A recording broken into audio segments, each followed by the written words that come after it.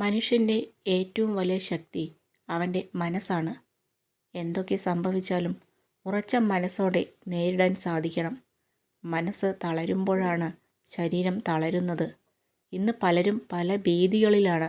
നാം എന്ത് ഭയക്കുന്നുവോ അത് നമുക്ക് സംഭവിക്കുമെന്ന് നാം നമ്മോട് തന്നെ പറയുക. വീഴുമെന്ന് പേടിപ്പെടുത്തുന്നവരെയല്ല, കൈ പിടിക്കാമെന്ന് ധൈര്യം തരുന്നവരെ വേണം കൂടെ നിർത്താൻ. നമുക്ക് കിട്ടാവുന്നതിൽ വച്ച് ഏറ്റവും വലിയ മോട്ടിവേഷൻ അവഗണനകളാണ്. ഒരാൾ പറഞ്ഞ രഹസ്യങ്ങളൊന്നും മറ്റൊരാളോട് പരസ്യമാക്കാതിരിക്കുക. നല്ലൊരു കേൾവിക്കാരനാകുക. അതിനേക്കാൾ നന്നായി അത് മനസ്സിൽ സൂക്ഷിക്കുക. നമ്മിൽ അണയ്ക്കേണ്ട കനലുകൾ നമ്മിൽ തന്നെ അണയ്ക്കുക. അതൊരിക്കലും പകർന്നു കൊടുക്കരുത്. പ്രയാസങ്ങൾ ഹൃദയം തകർത്താലും പ്രതീക്ഷകൾ കൈവിടരുത്. ഏതൊരു ഇരുട്ടും തുളച്ച് ഒരുനാൾ പ്രകാശം നമ്മെ തേടി വരും, പ്രതീക്ഷിച്ചതിനും അപ്പുറത്തേക്ക്. ഒന്ന് ചിരിച്ചാൽ തീരുന്ന പിണക്കങ്ങളുണ്ട്, ഒന്ന് ക്ഷമിച്ചാൽ തീരുന്ന തർക്കങ്ങളുണ്ട്, ഒരു വാക്കിൽ ഒഴിവാക്കുന്ന സങ്കടങ്ങളുണ്ട്. ഇതൊന്നും തിരിച്ചറിയാത്ത മനുഷ്യരുമുണ്ട്. നമ്മുടെ ഉയർച്ച ഇഷ്ടപ്പെടാത്തവർക്ക് മുന്നിൽ അവരെക്കാൾ നന്നായി ജീവിക്കുക എന്നതാണ് നമുക്ക് അവർക്ക് കൊടുക്കാൻ പറ്റിയ ഏറ്റവും നല്ല മറുപടി. നമ്മളെക്കൊണ്ട് പറ്റില്ല എന്ന് പറഞ്ഞു തളർത്താൻ ഒരുപാട് പേരുണ്ടാകും. പക്ഷെ അതൊന്നും കേട്ട് തളരാൻ നിൽക്കരുത്. മറ്റുള്ളവരിൽ നമ്മൾ അർപ്പിക്കുന്ന വിശ്വാസത്തേക്കാൾ നമ്മൾ നമ്മളെ തന്നെ വിശ്വസിക്കുക.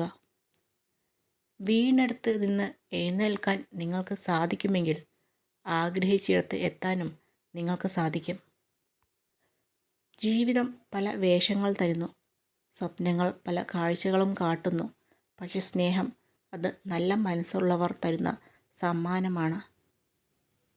എല്ലാ കാഴ്ചകളും സുന്ദരമാകണമെന്നില്ല. നമ്മൾ എങ്ങനെയാണോ ആ കാഴ്ച കാണാൻ ശ്രമിച്ചത്, അവിടെയാണ് അതിൻ്റെ സൗന്ദര്യം. ഏറ്റവും നല്ല ഗുണം വിദ്യാഭ്യാസമോ അറിവോ പണമോ അല്ല. ആരുടെയും മനസ്സ് വേദനിപ്പിക്കാത്ത വിധം സംസാരിക്കാനും പെരുമാറാനും കഴിയുന്നതാണ്. പിന്നിലായി പോയി എന്ന് ഒരിക്കലും നിരാശപ്പെടരുത്. ഏറ്റവും താഴ്ന്ന പടിയിൽ നിന്ന് പോലും മുകളിലേക്ക് മാർഗങ്ങളുണ്ടാകും.